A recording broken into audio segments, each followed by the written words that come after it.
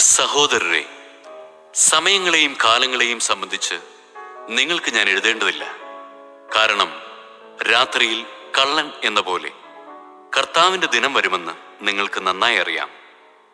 സമാധാനവും ഭദ്രതയുമെന്ന് അവർ പറഞ്ഞുകൊണ്ടിരിക്കെ തന്നെ ഗർഭിണിക്ക് പ്രസവവേദന ഉണ്ടാകുന്നത് പോലെ പെട്ടെന്ന് നാശം അവരുടെ മേൽ നിപതിക്കും. അതിൽ നിന്ന് അവർ രക്ഷപ്പെടുകയില്ല. എന്നാൽ സഹോദരരെ, ആ ദിവസം കള്ളൻ എന്ന പോലെ നിങ്ങളെ അപ്രതീക്ഷിതമായി പിടികൂടാൻ ഇടയാകത്തക്ക വിധം നിങ്ങൾ അന്ധകാരത്തിലല്ല കഴിയുന്നത്. നിങ്ങളെല്ലാവരും പ്രകാശത്തിന്റെയും പകലിന്റെയും പുത്രന്മാരാണ്. നമ്മിൽ ആരും തന്നെ രാത്രിയുടെയോ അന്ധകാരത്തിന്റെയോ മക്കളല്ല. അതിനാൽ മറ്റുള്ളവരെ പോലെ ഉറങ്ങിക്കഴിയാതെ നമുക്ക് ഉണർന്ന് സുബോധമുള്ളവരായിരിക്കാം. ഉറങ്ങുന്നവർ രാത്രിയിലാണ് ഉറങ്ങുന്നത്.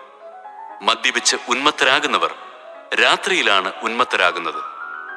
പകലിന്റെ മക്കളായ നമുക്ക് വിശ്വാസത്തിന്റെയും സ്നേഹത്തിന്റെയും കവചവും രക്ഷയുടെ പ്രത്യാശയാകുന്ന പടത്തൊപ്പിയും ധരിച്ച് സുബോധമുള്ളവരായിരിക്കാം.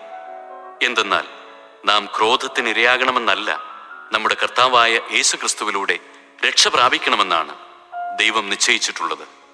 ഉറക്കത്തിലും ഉണർവിലും നാം അവനോടൊന്നിച്ച് ജീവിക്കേണ്ടതിനാണ് അവൻ നമുക്ക് വേണ്ടി മരിച്ചത്.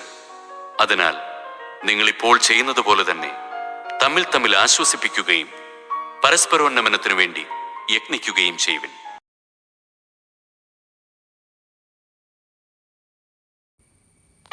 നോഹയുടെ ദിവസങ്ങൾ പോലെ ആയിരിക്കും മനുഷ്യപുത്രന്റെ ആഗമനം.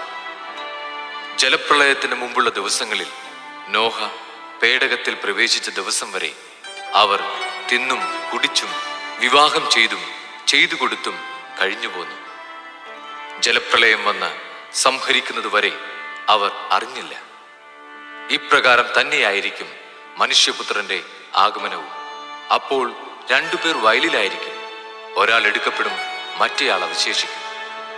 രണ്ട് സ്ത്രീകൾ തിരികല്ലിൽ പൊടിച്ചുകൊണ്ടിരിക്കും, ഒരുവൾ എടുക്കപ്പെടും, മറ്റവൾ അവശേഷിക്കും. നിങ്ങളുടെ കർത്താവ് ഏത് ദിവസം വരുമെന്ന് അറിയാത്തതുകൊണ്ട് നിങ്ങൾ ജാഗരൂകരായിരിക്കും.